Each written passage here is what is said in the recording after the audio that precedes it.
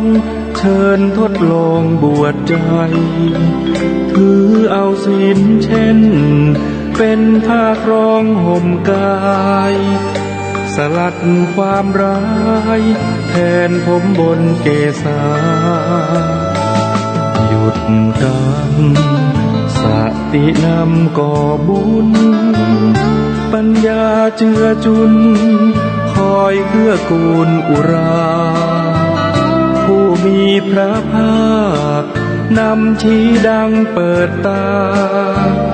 หยุดหมกมุ่นหาลงแต่ทางมืดมนธรรมทั้งหลายมีใจเป็นหัวหน้ามีใจบัญชานำสู่ทางมรรคผลสำเร็จด้วยใจต่างบวชได้ทุกคน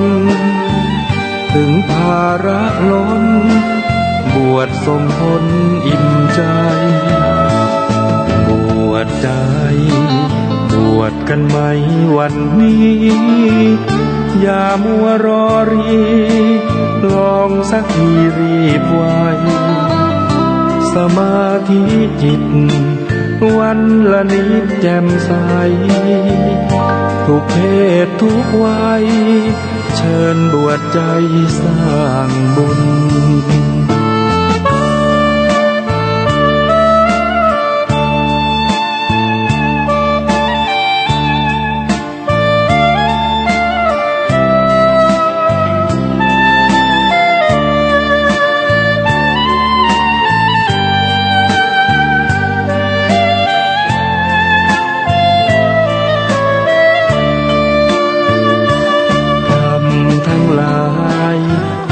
ใจเป็นหัวหน้ามีใจบัญชานำสู่ทางมรรคผลสำเร็จด้วยใจต่างบวชได้ทุกคนถึงภาระล้นบวชส่งผลอิ่มใจบวชใจบวชกันไหมวันนี้อย่ามัวรอรีลองสักทีรีบไวสมาธิจิตวันละนิดแจ่มใสทุกเพศทุกวัยเชิญบวชใจสร้างบุญ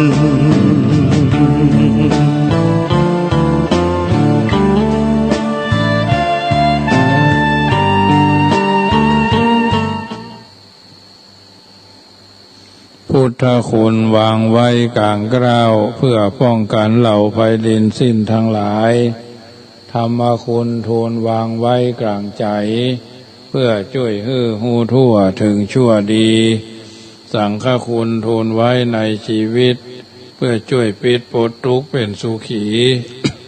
โดยบุญอภิวันอัญชลีสวัสดีโดยการนิรันดร์เทิน10 นิ้วกราบแนบใต้ไหวสาปาละมีธรรมในครูบาอาจารย์พระมหาเถรานุเถระท่านเจ้าคณะพระสังฆาธิการทุกรูปทุกตนขอความสุขความสวัสดีในธรรมะแห่งองค์สมเด็จพระชินสีห์สัมมาสัมพุทธเจ้าจงมีแก่บรรดาสาธุชนท่านผู้ฟังทุกท่านที่มีโอกาสเปิดเครื่องรับฟังรายการเสียงธรรมก่อนรับตาทางสถานีวิทยุเพื่อการศึกษาพระพุทธศาสนาและวัฒนธรรม FM ความถี่ 104.50 เมกะเฮิรตซ์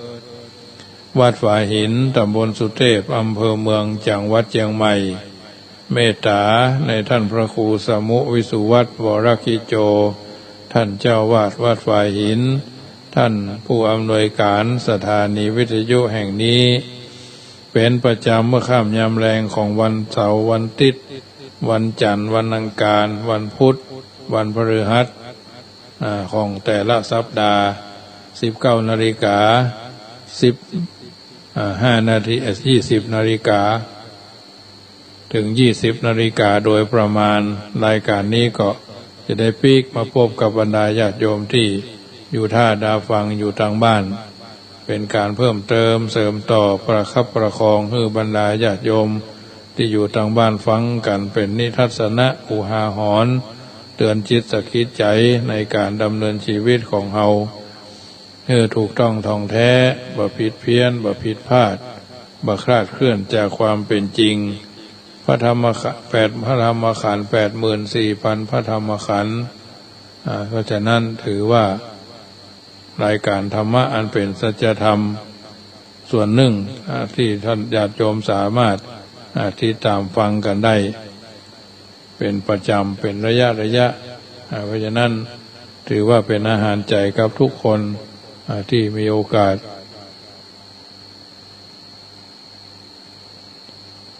เพราะฉะนั้นบางคนเพิ่นก็โทรศัพท์มาว่าถ้าคืนนี่แม่ฟังรายการเท่านะตี 1 ตี 2อาตมาภาพบ่มี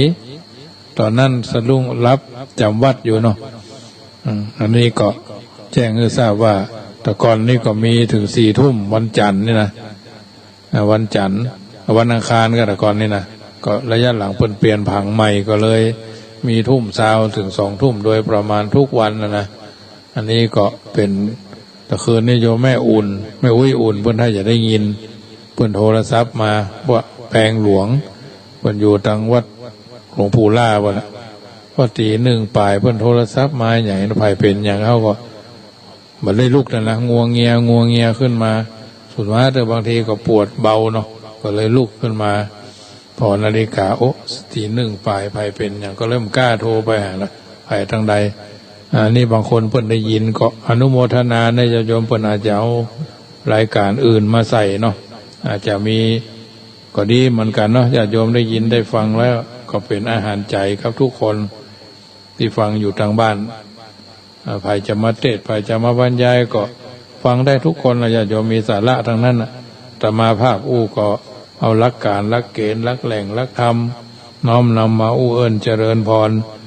บรรดาญาติโยมเขาได้ฟังกันเป็นระยะเนาะ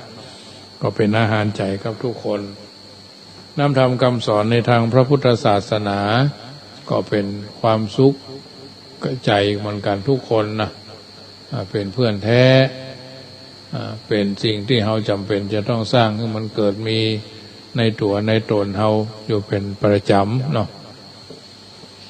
ชีวิตเราท่านทั้งหลายนั้นเหมือนแสงเทียนเนาะแสงเทียนแสงไฟที่บัณฑิตชนคนผู้รู้ท่านกล่าวเอาไว้แสงเทียนแสงไฟถ้าว่าโดนไฟโดนลมพัดมันก็ดับเนาะบรรดาสิ่งของอันมีค่า ในโลกนี้มีทั้งหมดมีอย่างที่จะมีค่าสูงสุดไปกว่าชีวิตอันหมายถึงสิ่งที่มีคุณมีค่าทุกอย่างรวมทั้งคนและสัตว์เพราะมันดับไปแล้วไม่ใช่ว่าจุดขึ้นใหม่ได้ดังนั้นตลอดเวลาที่คนเราเป็นอยู่เนี่ยชีวิตจึงเป็นสิ่งที่มีค่าหน้าที่จะต้องห่วงแหนฮักมากที่สุดถ้าชีวิตดับไปเสร็จแล้วก็เลยว่าเหลือกระจื้อเอาไม่ต้องไปพอไก่บ้านแต่ละบ้านที่เคยมีงานขาวดำนะบ้านโยมทั้งหลายที่เคยมีบ้านขาวดำเช่นพ่อเสียไปแม่เสียไปแล้วมันจะมีอย่างขึ้นมาแล้วนะจะเกิดขึ้นมาแถมก่อมได้มันจะเหมือนต้นบะลำไยหรอกต้นไม้นี่เอาฮักกิ่งล้านกิ่งมันแล้วมันก็ยังออกมาได้ตอนตัวนั่นตอนตัวนี้มันก็ยังออกมาได้แต่คนถ้าเขาตายไปแล้วก็ยังว่านะเหมือนดังแสงเทียนเหมือนดังดวงเทียนทุกสิ่งทุกอย่างในโลกนี้ก็เสี่ยงไปมีความสิ้นความหมายไปแต่ถ้าเขารู้ว่ามันสูญเสี่ยงไปแล้วชีวิตอื่นก็มีเกิดขึ้นแล้วยังพอจะเสาะแสวงหาได้จึงนับว่าเป็นความที่เขาจำเป็นจะต้องใส่ใจเกิดหลงละเลงประมาทเลินเล่อนะหากร่างกายเขาถูกทำลายเสร็จแล้วเหลือแต่วิญญาณความทุกข์ทรมานโดยมีเครื่องมืออย่างสำหรับแก้ไขจะเป็นทุกข์มากมายนักหนาปานใดเขาจึงมีคำกรสอนใจว่าจ้างม้าเมียมิ่งแก้วเงินทองตัวบาดตายจักปองย่อมได้ ชีวิตสิ่งเดียวหายากแท้ๆใช่ประทีปเทียนใต้ดับแล้วจุดคืนน่ะชีวิตมันจะเหมือนดวงไฟที่เอาจุดจากแสงเทียนเนาะในกระบวนการของความสุขนั่นความสงบเป็นยอดแห่งความสุขหรือความสุขที่แท้จริงอยู่ที่ความสงบก็ถูกเพราะบอกว่าคนเฮาจะประกอบการอันยังล้วนแต่เป็นไปเพื่อความสงบเป็นจุดหมายปลายทางทั้งนั้นเพราะเมื่อเฮาต้องการอันใดก่อตัวขึ้นในใจแล้วคนเฮาจะอยู่บ่เป็นสุขเลยถ้าบ่ได้ตามความต้องการเช่นใครอยากกินก๋วยเตี๋ยวถ้าบ่ได้กินก๋วยเตี๋ยวก็งุดงิดงุ่นง่านใครไปแอวละปูนใครไปแอวเชียงใหม่ใครไปแอวจอมตองใครไปแอวห้างนี่นะโอ้ยเพิ่นมาปิดเนี่ยหยังพวกนี้นะเฮาซ้ำแล้วเฮาจมเฮาแซมนะ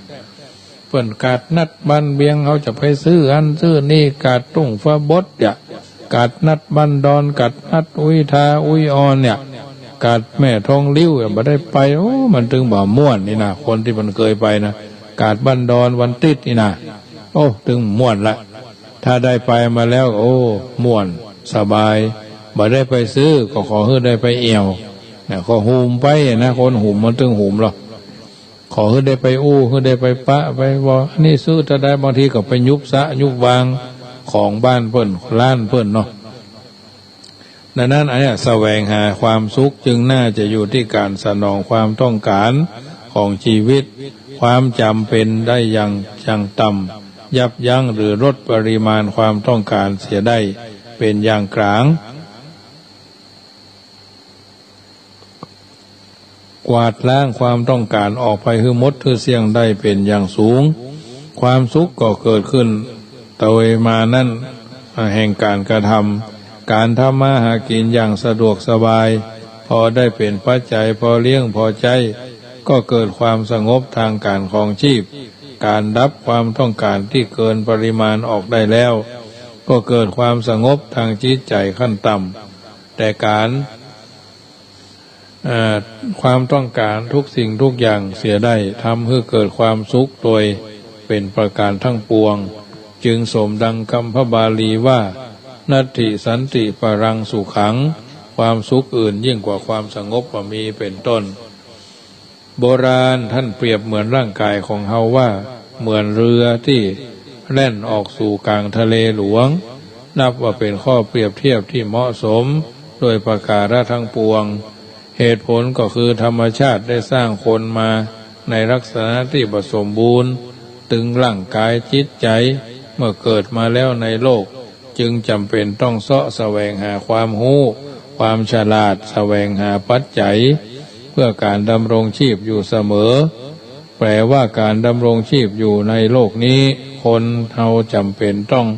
ทำที่เพิ่งแก่ตัวต้องต้องพายอยู่เฉยๆบ่ได้ชีวิตนี้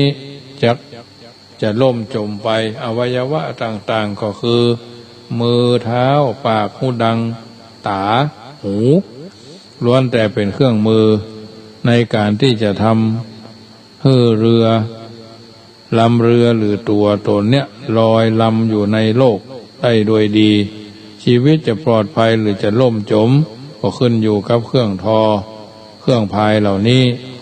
ตื่นแต่เจ้าคนเอาทุกคนก็ต้องทำหน้าที่คือพายถือพายเรืออันนี้ออกไปจากบ้านลาอ่อนก็ไปโรงเรียนพ่อค้าแม่ขายก็พายไปตลาดคนทำงานรับจ้างก็พายไปสู่นายจ้างสถานที่รับจ้างข้าราชการก็พายไปสู่หมอแพทย์พยาบาลทหารตำรวจครูบาอาจารย์น่ะแม่บ้านบ่ได้ไปไหนก็พายวนอยู่ที่ในบ้านน่ะเช่นลงไปพื้นกระล่างกลางควงกวาดหอกวาดเฮือนกวาดพื้นกระล่างต้นไม้หดน้ำต้นไม้เข้าโรงครัวทำกับข้าวกับปลาตำน้ำพริกหักเด็ดผักหักไม้กกกินแล่ปลาเนาะทำน้ำพริก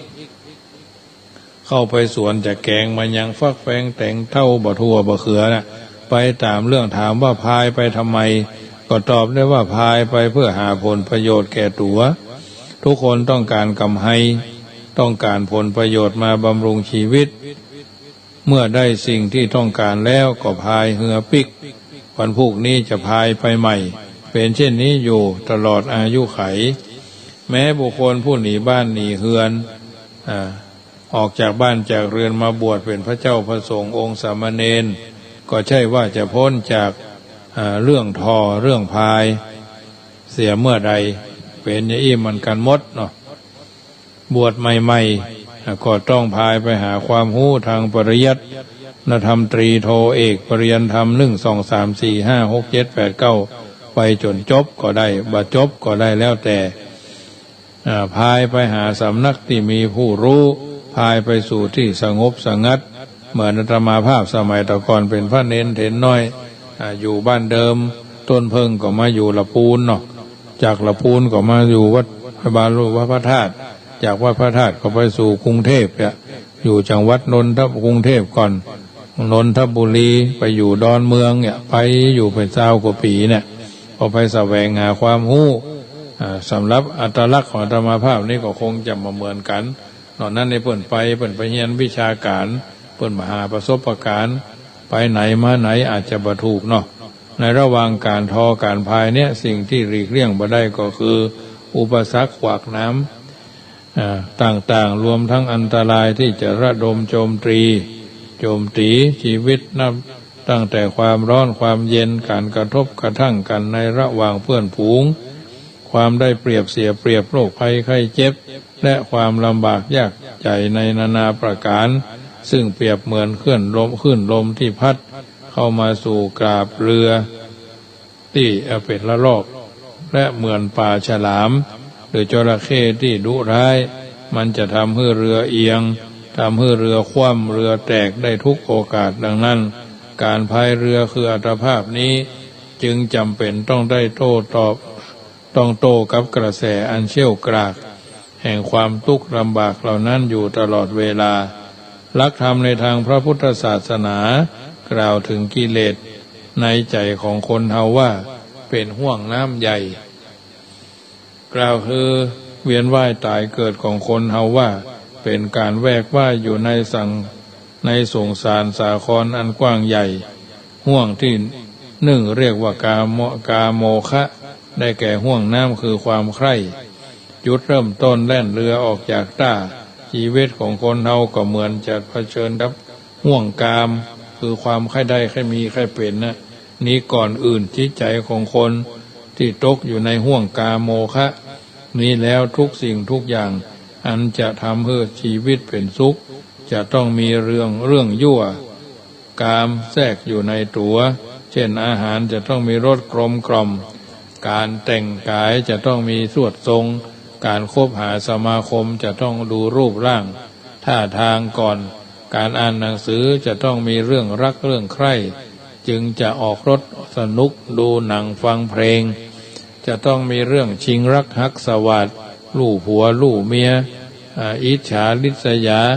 ไล่ตบไล่ตีไล่แย่งไล่ชิงขึ้นศาลฆ่าฟันบั่นแทงกันมีทำนองยั่วเย้าเร้าใจอยู่ในทีจึงจะดูเป็นฟังเพลงเพลินในการสนทนากันในยามว่างก็ต้องลงมาแล้วมาลงกันด้วยเรื่องกามแปลว่าจิตใจคล้องแวะอยู่ด้วยเรื่องกามตลอดเวลาความผิดหวังในเรื่องกามจะทำให้ชีวิตของเขาเอียงวูบได้นักที่สุดมันอาจจะถึงกับทำให้ชีวิตนี้ล่มจมลงได้ห่วงน้ำที่สองชื่อว่าพระโวคะได้แก่ห่วงน้ำคือความเป็นรองลงไปจากเรื่องรักใคร่ก็จะได้แก่เรื่องความเป็นชีวิตพ้นจากวัยรุ่นแล้วคนเฮาก็ดิ้นรนขวนขวายจะเป็นหั่นเป็นนี่แต่การได้เป็นนั่นบางเตื้อก็บ่ได้ทำให้ชีวิตเป็นสุขเป็นโน่นเป็นเฉพาะคนที่ตกอยู่ในห่วงแห่งภาวะคือความเป็นเขาจะมีปกติดูหมิ่นในตำแหน่งที่ตัวเป็นอยู่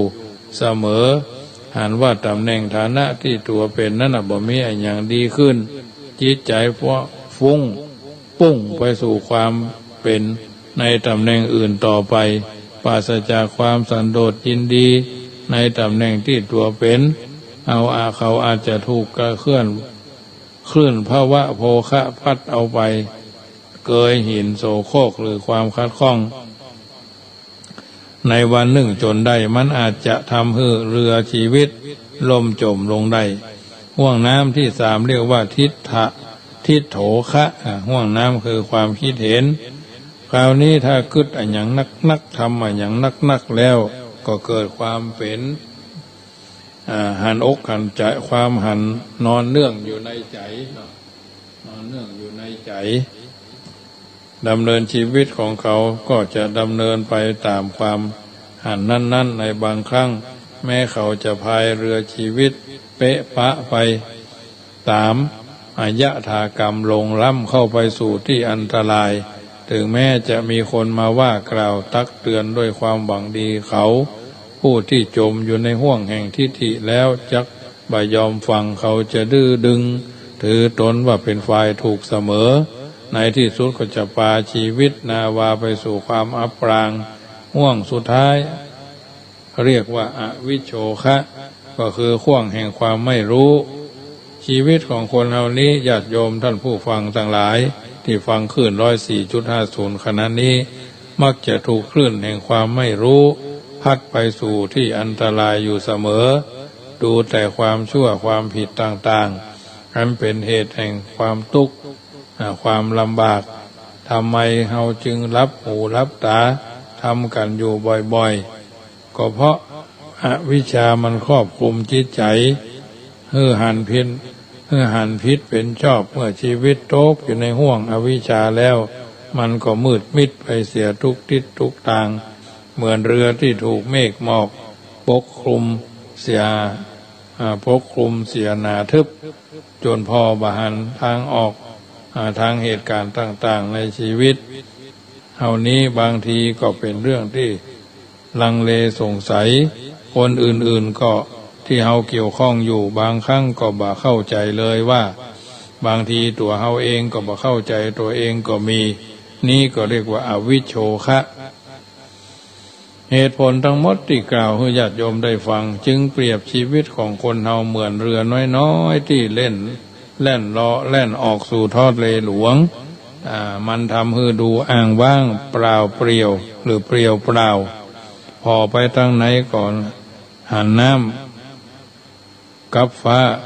สุดลูกหูลูกตาฉะนั้นหากเขาจะปล่อยให้ห่วงน้ำพัดพาไปเรื่อยๆชีวิตก็จะลอยเป๊ะปะไปอย่างบ่มีจุดหมายปลายทางกำไห้ที่จะพึงได้ในชีวิตก็จะวอดไปโดยการจอดจึงกลายเป็นสิ่งจำเป็นที่ต้องรู้ไว้โดยอันเนี้ยญาติโยมสาธุชนท่านผู้ฟังทั้งหลายรายการธรรมะในค่ำคืนของวันนี้เป็นรายการเสียงธรรมก่อนรับตามาถึงว่าวนาวาชีวิตที่เราเดินชีวิตมาอยู่คือคำว่าจอดจนตอนที่หนึ่งก็คงจะยุติไว้เท่าอีก่อนนำรายการจากท่านไปในค่ำคืนของวันนี้ก็ขอบอกเจริญพรประชาสัมพันธ์ให้ญาติโยมท่านฟังว่าต่างวัดจังกรรมจะมีพิธีการทำบุญร่วมทำบุญถวายพระพุทธรูปณวัดห้วยเกียงตำบลแม่วินอำเภอแม่วางโดยการนำของคณะโยมแม่จันสุดาขันธิธารางกูล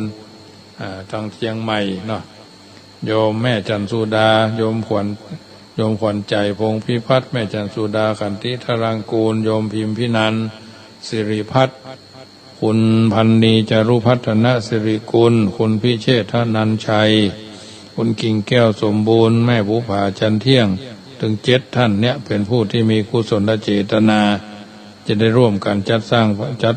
หาพระพุทธรูปหน้าตากว้าง50 นิ้วไปถวายเป็นพระประธานณศาลา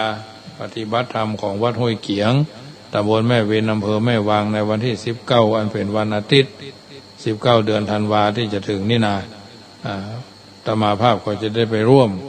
คงจะขึ้นไปนอนปุ่น1 คืนวันที่19ก็จะมีการถวายพระพุทธรูปญาติโยมสาธุชนสามารถร่วมบุญกันได้เนอะดังสายอาตมาภาพนี่ก็ถือว่าเป็นส่วนหนึ่งที่จะได้เป็นสะพานบุญให้บรรดาญาติโยมได้ร่วมกันเป็นเจ้าภาพ ตั้งกองทุนเอาไว้999กองบุญละ99 บาทเพื่อเป็นการช่วยชำระหนี้ส่งของการปูกระเบื้องที่บริเวณศาลาบำเพ็ญกุศลของเพิ่นนั่นน่ะยังขาดปัจจัยประมาณเกือบ200,000เนาะถึงเล็กดัดมุ้งลวดถึงเล็กดัดประตูหน้าต่างนะแล้วก็เพิ่นเฮาว่าปูกระเบื้องนะเพื่อให้ความขึ้นลงสู่สบายทำความสะอาดของง่ายอันนี้อาศัยว่าซื้อของซื้ออย่างกันไปเนี่ยวันที่19นี่ก็จะได้ไปร่วมทำบุญกับเพิ่นวันที่19คงจะไปอาราธนาพระพุทธรูปจากวัดเจ็ดลินมาขึ้นมาที่วัดห้วยเกียงตำบลแม่วินอำเภอแม่วางสายบ้านแม่วางบ้านกาดนี่แหละแล้วก็วันที่29ธันวาก็ทางวัดแจ้งกำก็จะมีการเทศนาธรรมสวดปูชาเทียนนพเคราะห์เนาะปูชาเทียนนพเคราะห์จะร่วมทำบุญ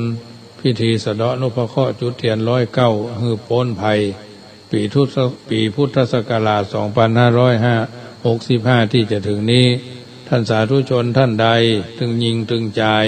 ที่มีความเชื่อมีความเลื่อมใสในพิธีการแบบล้านนาเพิ่นก็นิยมจุดธูปจุดเทียนเป็นการบูชานพเคราะห์ปี65ที่จะถึงนี้ไผ่ลงท้ายอายุโดยเลข1เลข3เลข5เลข7เลข9เชิญร่วมบูชาเทียนนพเคราะห์แก่ดวงชะตาของท่าน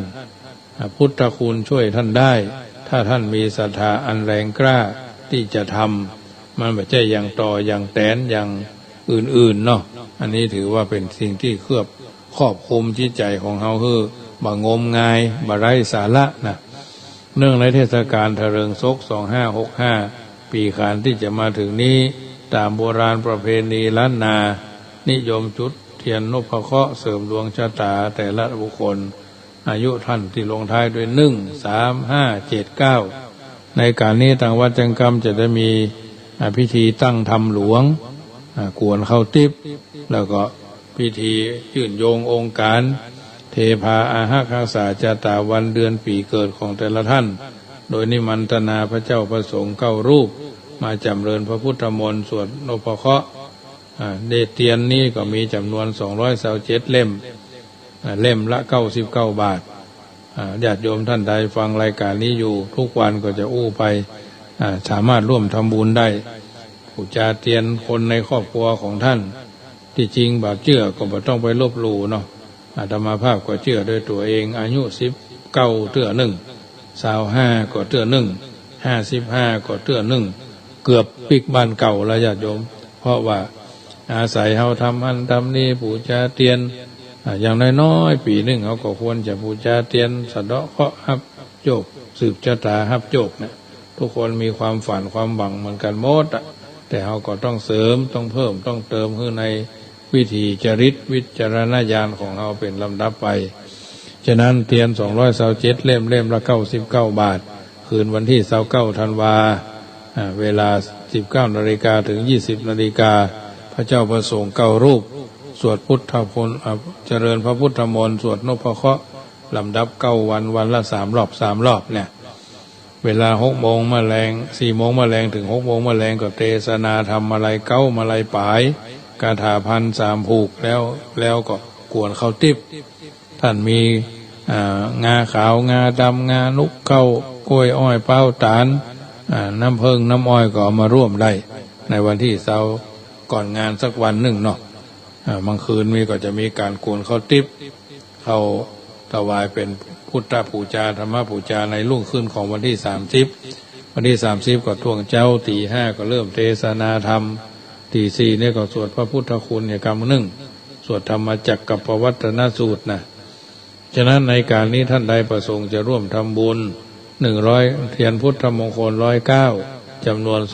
227 เล่ม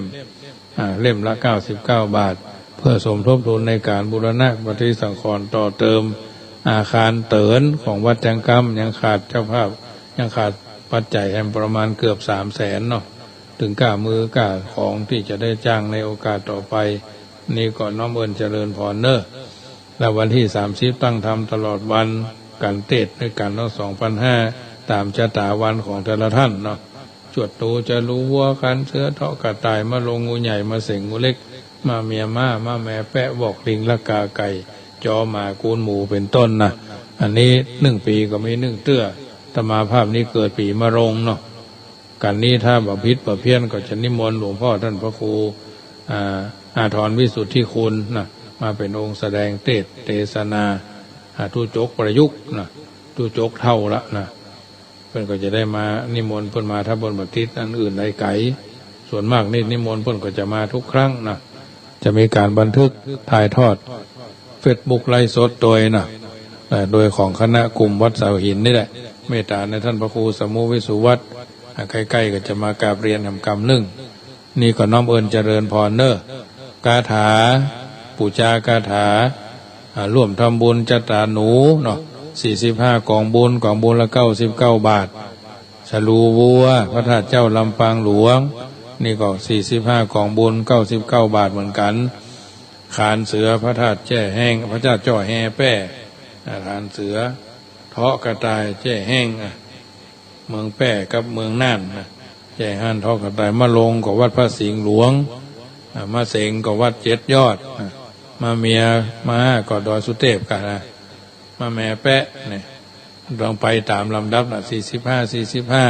585 กองบุญละ99 บาท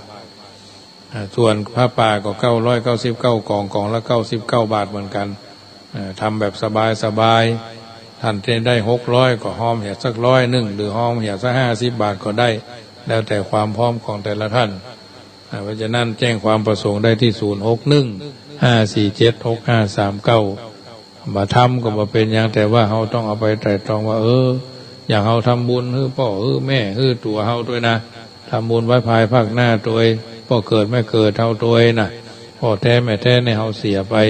ก่อนนี้เราจะรู้จักพ่อแท้แม่แท้เราก็ต้องมีพ่อเกิดไม่เกิดเดี๋ยวก่อนนะญาติโยมข้ามไม่ได้นะข้ามไม่ได้ลืมไม่ได้นะ